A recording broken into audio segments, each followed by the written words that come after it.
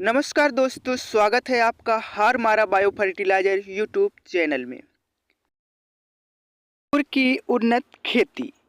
जब भी आप मसूर की खेती कर रहे हों दोस्तों, तो मध्य नवंबर के आसपास आपको बुआई कर देनी चाहिए, क्योंकि मध्य अक्टूबर से लेकर मध्य नवंबर 15 नवंबर तक का जो समय है वो काफ़ी महत्वपूर्ण माना जाता है यदि आप मसूर की खेती कर रहे हैं तो। देखिए, मसूर एक ऐसी फसल है दोस्तों, यदि आप प्रॉपर सल्फर की पूर्ति करेंगे तो पैदावार आपकी बहुत अच्छी बढ़ेगी। तो आपको बुआई के समय कौन कौन सी खादों का प्रयोग करना है? वैसे तो हल्की भूमि पर या फिर असिंचित भूमि पर कम सिंचाई के साधन है, वहाँ पर मसूर की खेती की जाती है। बुआई के समय 10 किलोग्राम बेंटोनेट सल्फर लेना है आपको, और लगभग आपको 45 किलोग्राम डीएपी, 50 किलोग्राम एसएसपी जो पाउडर फॉर्म वाली आती है, और मात्र 15 किलोग्राम दोस्तों यूरिया उर्वरक खाद लेना है। इन चारों को मिक्स करके बुआई के समय प्रयोग करें, और यदि गोबर की खाद उपलब्ध है तो 1-2 ट्रॉली प्रयोग कर सकते हैं। बाकी बुआई के समय इन खादों का प्रयोग करने से पैदावार में 4 चांद लग सकते हैं। यदि आप यूरिया सल्फर को इंक्लूड करते हैं तो ध्यान रखिए। बाकी जो वेराइटी है उन्नतशील किस्में हैं, पूसा शिवालिक L4076 जो वैरायटी आती है इसको आप लगा सकते हैं। जवाहर मसूर 3, इसके अलावा RPL 81 है, IPL 316 है, BL मसूर 103 है, BL मसूर 125 जैसी किस्मों को आप लगा सकते हैं। एकड़ में आपको 12 किलोग्राम से लेकर 15 किलोग्राम सीड्स की रिक्वायरमेंट पड़ेगी। लेकिन जब भी आप बुआई कर रहे हैं, बीज उपचार करना बेहद ज़रूरी है, क्योंकि आगे चल के उकटा रोग यानी सूखने की समस्या आने लगती है। फलता फूलता पौधा सूखने लगता है दोस्तों, सूख कर ख़त्म होने लगता है, और कभी कभी हमारा जो पूरा का पूरा खेत है 40 से 50% जो फसल है सूख जाती है। तो इसके लिए आपको पहले तो बीज उपचार करना है और फसल चक्र को जरूर अपनाएं। लगातार आप उसी खेत पर मसूर की खेती ना करें, फसल चक्र को भी अपना सकते हैं। अलग अलग फसलों को, जैसे आपने मसूर की खेती करी तो चने को लगा दीजिए, किसी साल आप तुअर को लगा दीजिए, अरहर को लगा दीजिए। इस प्रकार आपको फसल चक्र अपनाना है, पहली बात। दूसरी बात, बीज उपचार जरूर करें। यदि स्वस्थ अंकुरण देखना चाहते हैं, एक बढ़िया तरीके से फसल की बढ़वाल देखना चाहते हैं, तो झेलोरा फंगिसाइड BASF कंपनी वासप कंपनी की झेलोरा फंगिसाइड प्रति केजी बीज को 2 ml की दर से बीज उपचार आपको करना चाहिए। जब भी आप बुआई कर रहे हैं, खेत की तैयारी एक बहुत अच्छे तरीके से करना है। मिट्टी को अच्छे से भुरभुरी करा लीजिए, और फिर उसके बाद आपको बुआई करनी चाहिए। जब भी आप बुआई कर रहे हो तो कितनी दूरी पर हमको पौध रोपाई करनी चाहिए, तो देखिए, ज़्यादातर तो छिटका विधि से बुआई की जाती है, सीड्रिल विधि से। तो नॉर्मल जो सीड्रिल विधि से आप वीडियो पर देख रहे हैं, इस प्रकार भी बुआई कर सकते हैं। बुआई करते समय जो आपको दूरी रखनी है, लाइन से लाइन की दूरी 15 से 18 सेंटीमीटर, और सीड्स से सीड्स की दूरी लगभग 4 से 5 सेंटीमीटर रखनी चाहिए।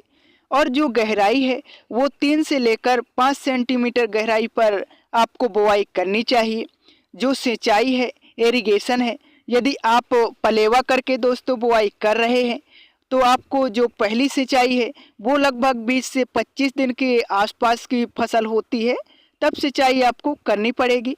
बाकी इस फसल पर मध्यम सिंचाई की, हल्की सिंचाई की, या फिर असिंचित जो भूमि होती है वहाँ पर मसूर की खेती काफ़ी ज़्यादा की जाती है। लेकिन फिर भी सिंचाई के साधन हैं, तो हल्की हल्की सिंचाई आपको करना चाहिए।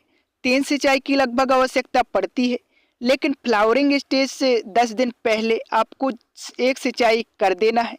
यदि अच्छी पैदावार निकालना चाहते हैं, दानों का भराव अच्छा हो, तो एक बात को फॉलो जरूर करें कि फ्लावरिंग स्टेज से पहले 1 सिंचाई करने से बढ़िया दानों का भराव होता है, और फ्लावरिंग स्टेज भी काफ़ी बढ़िया तरीके से फल और फूल सेट होते हैं। खरपतवार की रोकथाम। यदि ज़्यादा वैसे खरपतवार ज़्यादा जमाव नहीं होता है तो कोई खरपतवार नाशक स्प्रे ना करें। हल्की फुल्की निराई गुड़ाई करें मजदूर की मदद से। बाकी खरपतवार नाशक में बुआई के तुरंत बाद प्री इमरजेंट हर्बिसाइड पेंड्रामेथालिन 30% इसी का स्प्रे आप कर सकते हैं। फसल पर जो स्प्रे शेड्यूल है कि कौन कौन सी समस्या आ सकती है, तो एपिड है, फल छेदक कीट, जड़ सड़न है, और इल्ली, दीमक, powdery mildew, downy mildew, thrips और कई प्रकार की इल्ली का प्रकोप देखने के लिए मिलते हैं। लेकिन रियल जो समस्या है कि सूखने की समस्या आती है, तो सूखने की समस्या के लिए एक और उपाय है। 200 लीटर पानी, 500 ग्राम ट्राइकोडर्मा, 3 किलोग्राम गन्ने का गुड़ आपको लेना है और 6-7 दिन के लिए रख देना है मिला करके। फिर उसके बाद सिंचाई के साथ 200 लीटर घोल 1 एकड़ में प्रयोग करें। जो स्प्रे शेड्यूल है, फर्स्ट स्प्रे रोग बीमारी के कंट्रोल करने के लिए 35 से 40 दिन की फसल होती है बुआई से, तो यूपीएल का साप और सिजेंटा की एक तारा, इन दोनों को जो आप स्क्रीन पर देख रहे हैं 15 लीटर पानी पर स्प्रे करें। सेकेंड स्प्रे 65 से 70 दिन की फसल होती है वायर की सोलेमन इंसेक्टिसाइड 10 ml, स्वाधीन फंगीसाइड।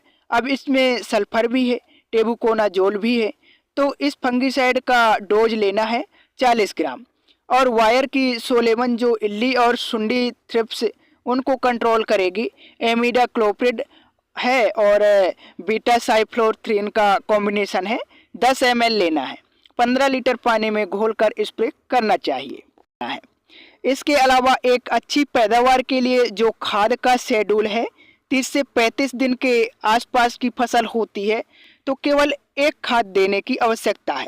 जब 30 से 35 दिन की फसल हो तो उस समय यूरिया 35 किलोग्राम, माइक्रोन्यूट्रिएंट खाद 6 किलोग्राम, सल्फर 3 किलोग्राम, सागर का दानेदार आपको लेना है दोस्तों 8 किलोग्राम। इन तीनों चारों को मिक्स करना है और आपको 1 एकड़ में पूरी खाद को दे करके सिंचाई करना चाहिए। तो केवल एक खाद देने की आवश्यकता होती है। एवं लाइफ साइकिल के ऊपर दोस्तों बात करते हैं तो जो लाइफ साइकिल जीवन चक्र है वो लगभग 115 से 120 दिन के आसपास का समय लग जाता है। उत्पादन के ऊपर बात करते हैं तो 9 से 10 क्विंटल अधिकतम आप पैदावार 1 एकड़ से निकाल सकते हैं। जो लागत है लगभग 10 से 12 हजार रुपये से लेकर 15 हजार रुपये तक लागत लग जाती है। बाजार भाव 6500 से 7000 रुपये के आसपास हमको बाजार भाव, बाजार मार्केट रेट देखने के लिए मिलता है। कीमत कम ज़्यादा होती रहती है। मुनाफा के ऊपर दोस्तों बात करें तो लागत हटाकर आप 1 एकड़ से 40,000 के आसपास कमाई कर सकते हैं। तो यह जो एक ऐसी फसल है जिसमें पहली खाद देना बहुत ज़्यादा ज़रूरी है।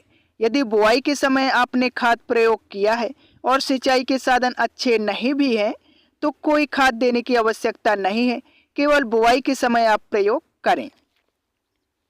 यदि आपको यह वीडियो पसंद आती है तो अपने मित्रों के साथ साझा करें। धन्यवाद।